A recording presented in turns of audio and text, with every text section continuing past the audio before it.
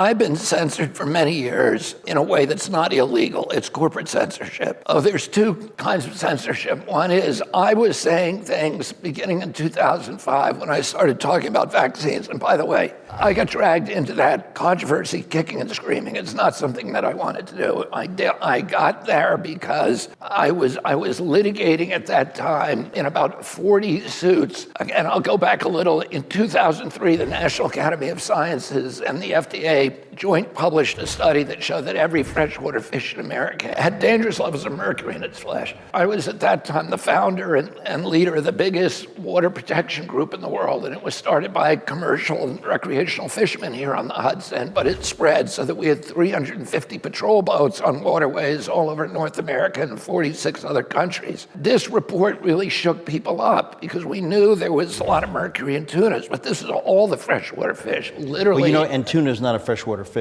We all knew about tuna and swordfish. Right. Those are saltwater predatory fish. Right.